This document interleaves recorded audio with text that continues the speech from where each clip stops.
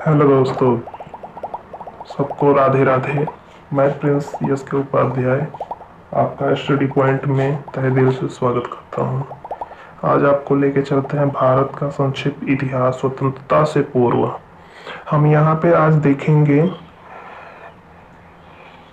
भारत के इतिहास के बारे में कि कब क्या हुआ था, अब कैसे हुआ था, कौन से सन में क्या हुआ था। यानी पूरे इतिहास को हम एक सीरियल वाइज आपको आज बताएंगे। सबसे पहले स्टार्ट करते हैं 3000 ईसा पूर्व से 1500 ईसा पूर्व। इस सन में पूरा सिंधु घाटी की सभ्यता का विवरण है।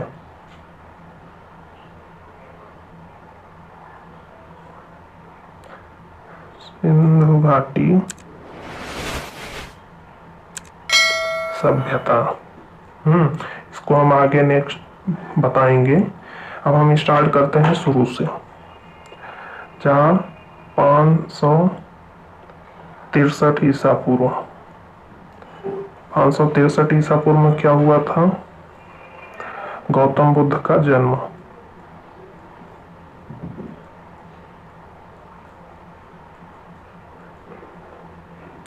563 ईसा पूर्व में गौतम बुद्ध का जन्म हुआ था। अब आगे 540 ईसा पूर्व। अब यहाँ पे देखिए 563 ईसा पूर्व में गौतम बुद्ध का जन्म हुआ था। 540 ईसा पूर्व में महावीर का जन्म हुआ था। किसका हुआ था? महावीर का।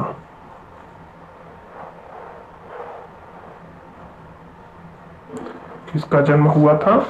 महावीर का। अब हम धीरे धीरे नीचे आते जाएंगे, फिर आपको सीधे लास्ट लेके चलेंगे 1947 में। हम आपको शुरू से स्टार्ट करेंगे और लास्ट कहाँ तक लेके जाएंगे? 1947, जब अपना देश आजाद हुआ था, अंग्रेजों से आजाद हुआ था। हम यहाँ तक आपको आज पूरा सन वाइज पढ़ाएंगे। फिर आगे क्या कहा? 327 ईसा पूर्व से 326 ईसा पूर्व। 327 ईसा पूर्व से 326 ईसा पूर्व में क्या हुआ था? भारत पर अलेक्जेंडर का हमला। भारत पर अलेक्जेंडर का हमला। इसने भारत और यूरोप के बीच एक भूमार्ग खोल दिया। इसी के कारण भारत और अलेक्जेंडर का युद्ध हुआ था।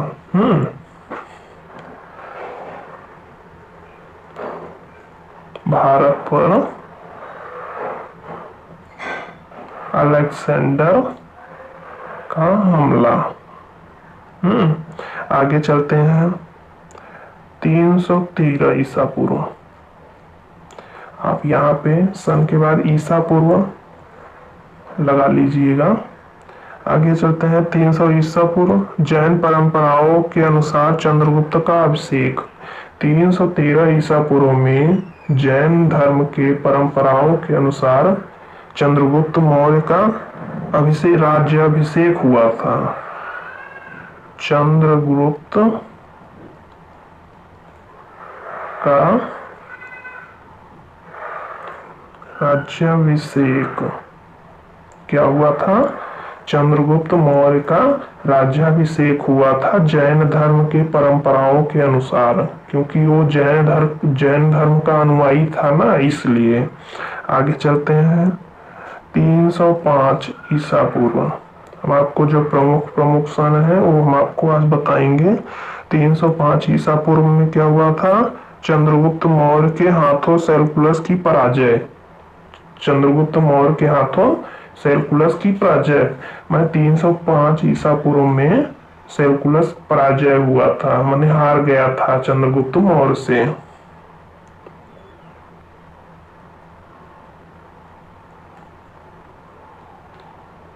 चंद्रगुप्त मौर्य के हाथों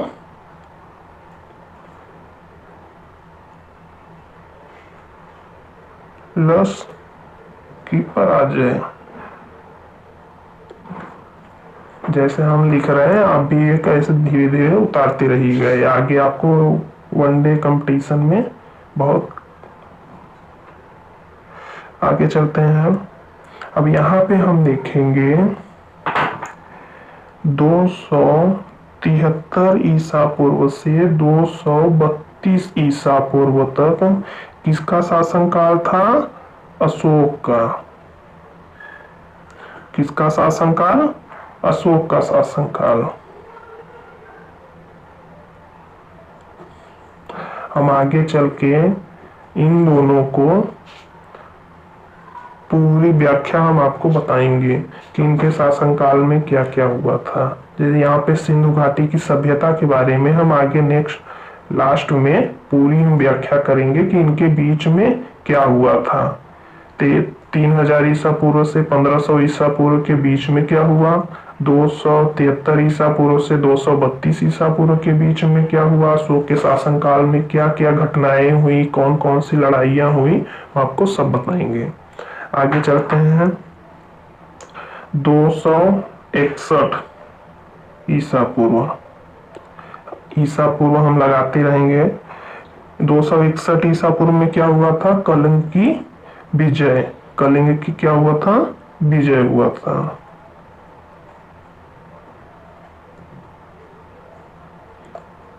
अब आगे चलते हैं। 145 ईसा पूर्व से 101 ईसा पूर्व। यहाँ पे देखिए सबसे महत्वपूर्ण है ये, इसमें हुआ था एलोरा का क्षेत्र, श्रीलंका से चोल राजा तक। कहां से? एलोरा का क्षेत्र कहां से कहां तक? श्रीलंका से चोल राजा। अब आगे चलते हैं कहां पे?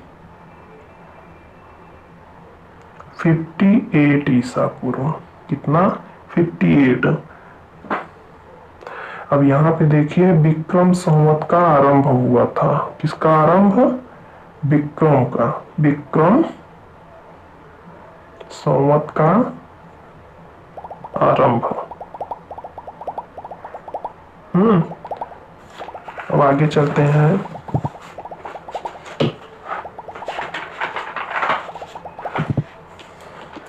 अब यहाँ से हम धीरे डिसेंडिंग ऑर्डर में चलते रहेंगे। अब 58 आ गया। अब इसके बाद कितना है? कौन सा है? 78। अब यहाँ पे क्या हुआ? शंकु संवत का आरंभ। किसका आरंभ हुआ था? शंकु वंश का। शंकु वंश का आरंभ हुआ था 78 ईसा पूर्व।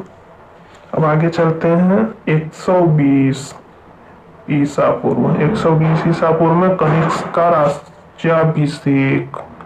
हम यहाँ पे ध्यान देंगे कि 120 ईसा पूर्व में क्या हुआ था? कनिष्क का राज्याभिषेक।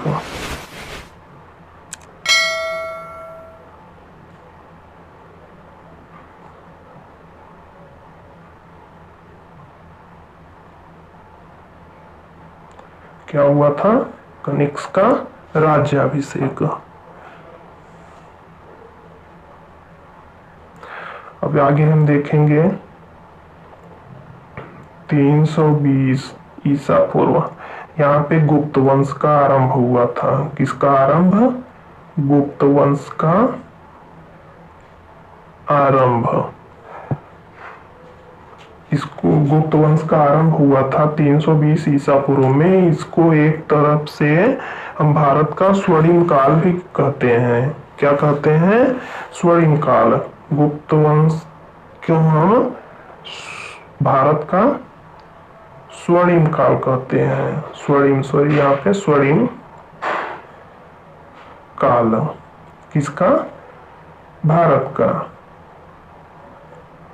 इसको हम भारत का स्वर्णिम काल भी कहते हैं। आगे चलते हैं। कितना? 380 ईसा पूर्व। यहाँ पे देखिए 380 ईसा पूर्व में क्या हुआ था, विक्रमादित्य का राज्याभिषेक। विक्रमादित्य का, सॉरी यहाँ पे द्वितीय का राज्याभिषेक।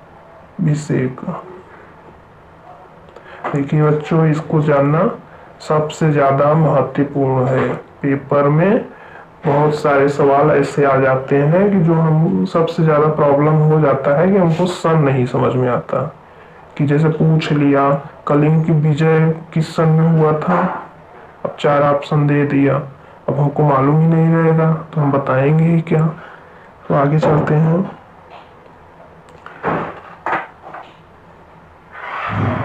यहाँ पे देखिए 405 ईसा पूर्व, 405 ईसा पूर्व में क्या हुआ था, चीनी यात्री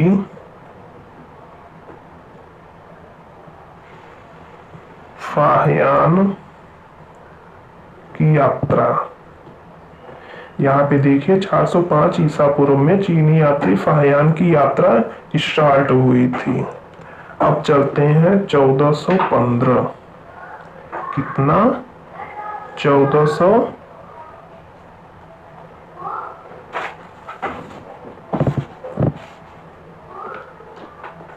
यहाँ पे देखिए बच्चों 1415।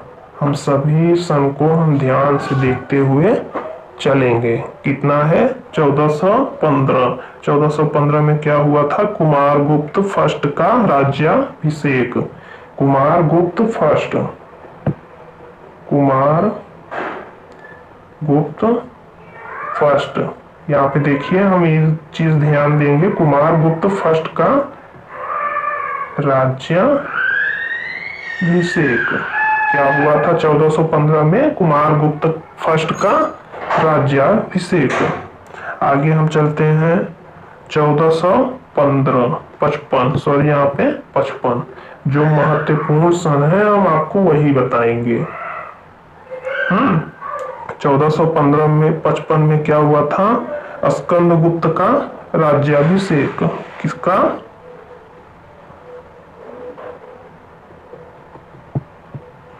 स्कंदगुप्त का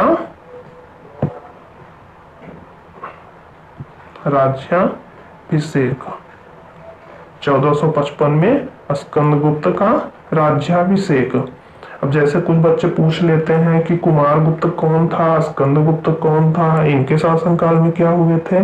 तो बच्चों हम यहाँ पे इस हमारे ब्लॉग में बस सन के बारे में हम बता रहे हैं। मैंने शुरू से लेके 1947 तक हम पूरा टोटल सन बताएंगे आपको कि किस सन में किसका जन्म हुआ था, किस सन में किसकी मृत्यु हुई थी, कौन से सन में कौन सी युद्ध हुआ था, कहाँ पे किसका राज्याभिषेक हुआ था, कौन से माने कहाँ पे क्या हुआ था। बस इस ब्लॉग में हम यही बताएंगे। आप हमारे नेक्स्ट ब्लॉग में देखिएगा तो वहां पे हम पूरे इतिहास को प्रश्न वाइज आपको पूरी इतिहास प्रश्न वाइज जो है हम समझाएंगे वहां पे। आगे चलते हैं हम।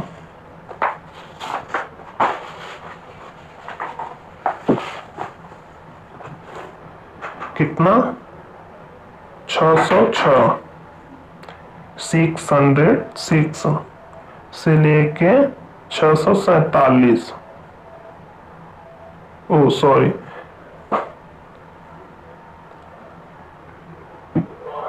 हाँ 606 ईसा पूर्व से 647 ईसा पूर्व। यहाँ पे किसका शासनकाल था, यहाँ पे पूरा 606 ईसा पूर्व से 647 ईसा पूर्व तक हर्षवर्धन का शासनकाल था। किसका शासनकाल था, हर्षवर्धन। किसका शासनकाल, हर्षवर्धन का शासनकाल। बच्चों हम आगे नेक्स्ट में लास्ट में हम जो यहाँ पे हम नीले पेन से दे रहे हैं वहां पे हम लास्ट में आपको पूरी व्याख्या बताएंगे कि इनके शासनकाल में कौन कौन से सन में महत्वपूर्ण घटनाएं हुई थी, हम आपको सब बताएंगे। आगे चलते हैं 1712। कितना, 1712 ईसा पूर्व में क्या घटना हुआ था,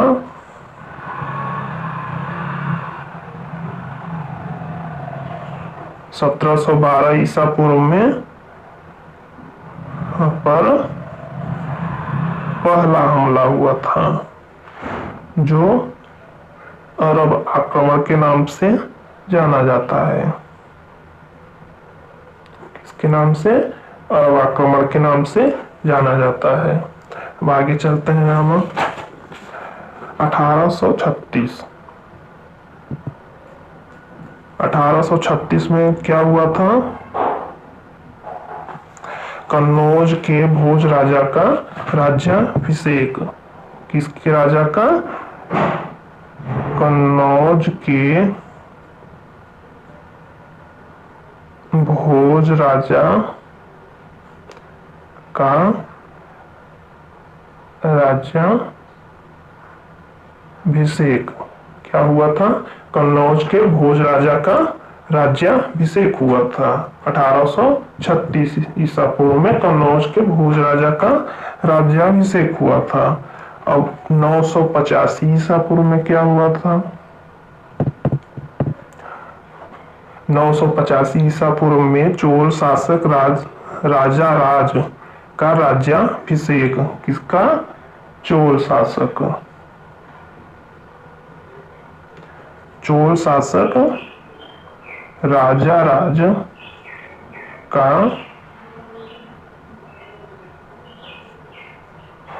यहाँ पे अभिषेक होगा। अभिषेक हुआ था। किसका हुआ था? चोल शासक राजा राज का राज्याभिषेक। आगे चलते हैं हम यहाँ पे 1990 यहाँ पे होगा 1998। कौन सा? 1998। यहाँ पे किसका राज्याभिषेक हुआ था? सुल्तान महमूद गजनवी। सुल्तान महमूद का राज्याभिषेक। किसका राज्याभिषेक हुआ था? सुल्तान महमूद गजनवी। आप हम यहाँ पे ध्यान देंगे, सुल्तान महमूद गजनवी का राज्याभिषेक। अब स्टार्ट होता है 1000 ईसा पूर्व से 1499 ईसा पूर्व तक। अब हम यहाँ पे स्टार्ट करेंगे। यहाँ पे क्या होगा? 1001 ईसा पूर्व में क्या हुआ था? 1000 ईसा पूर्व में महमूद गजनवी द्वारा भारत पर पहला आक्रमण, जिसने पंजाब के शासक जयपाल को हराया था। किसको हराया था? जयपाल को। भारत पे पहला आक्रमण हुआ था ये। कैसा आक्रमण? पहला आक्रमण किसने कराया था? महमूद गजनवी। यहाँ पे हम लिख देते हैं महमूद गजनी द्वारा भारत पर पहला आक्रमण, जिसने पंजाब के शासक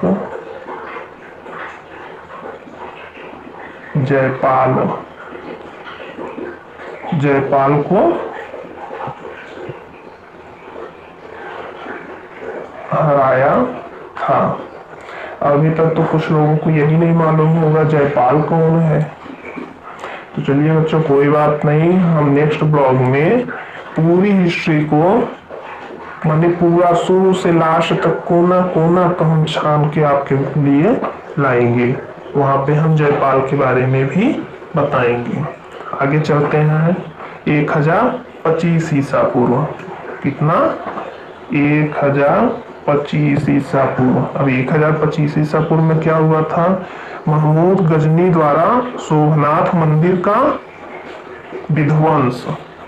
महमूद गजनी ने सोमनाथ मंदिर का विध्वंस कर दिया था, माने खात्मा कर दिया था। क्या हुआ था? महमूद गजनी द्वारा सोमनाथ मंदिर का विध्वंस। क्या हुआ था? अब यहाँ पे हम इसको ध्यान देंगे। 1025 ईसा पूर्व में महमूद गजनी द्वारा सोमनाथ मंदिर का विध्वंस किया था। किसने किया था? महमूद गजनी। आगे चलते हैं हम। 1191 सीधे चलते हैं। 1191 में क्या हुआ था दोस्तों? 1191 में सबसे महत्वपूर्ण युद्ध हुआ था। खासकर जहां तक 100% में देखा जाए तो 70% सभी पेपर में युद्ध आता है कि 1191 में कौन सा युद्ध हुआ था।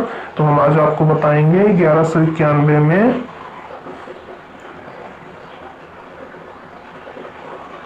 तराइन का पहला युद्ध।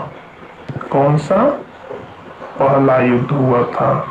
इसको ध्यान देंगे। यहाँ पे हम हाईलाइट कर दे रहे हैं तराइन का पहला युद्ध। और दूसरा युद्ध कब हुआ था? तो 1192 में इसका दूसरा युद्ध का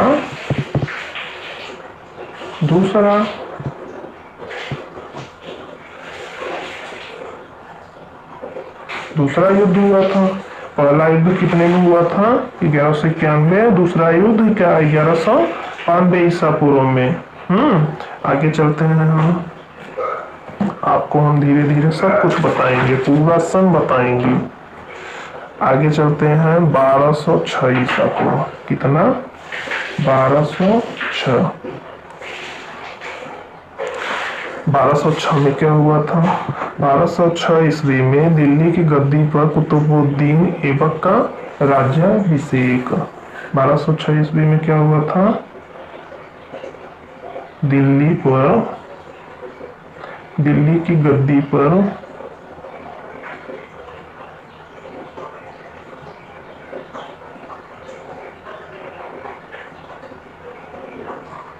कुतुबुद्दीन ऐबक का राज्याभिषेक।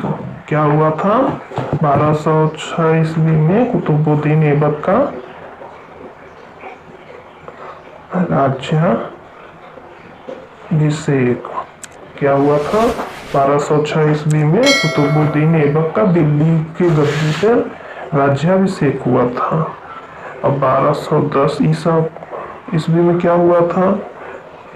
1210 ईस्वी में कुतुबुद्दीन की मृत्यु।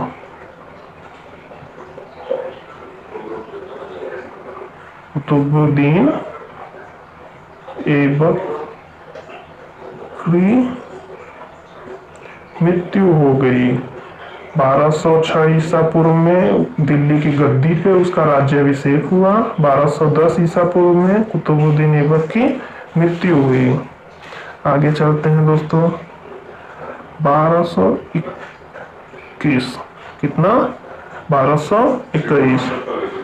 1221 में क्या हुआ था? भारत पर चंगेज खान का हमला। इसको हम मंगोल आक्रमण भी कहते हैं। क्या कहते हैं? मंगोल का आक्रमण। क्या कहते हैं इसको? मंगोल का आक्रमण। मतलब भारत पर चंगेज खान का हमला। भारत पर चंगेज खान का हमला। आगे चलते हैं 1236 ईसा पूर्व। कितना? 1236 ईसा पूर्व। 1236 ईसा पूर्व में क्या हुआ था? 1236 ईसा पूर्व में यहाँ पे देखिए 1206 ईसा पूर्व में दिल्ली की गद्दी पे किसका राज्याभिषेक हुआ था? कुतुबुद्दीन ऐबक का। और ये 1210 ईसा पूर्व में इसकी मृत्यु हो गई। तब तक पूरा शासनकाल खाली था। तो 1236 ईसा पूर्व में दिल्ली की गद्दी पर रजिया सुल्तान का राज्याभिषेक।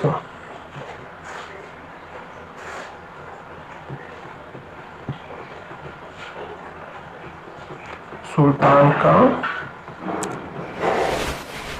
राज्याभिषेक।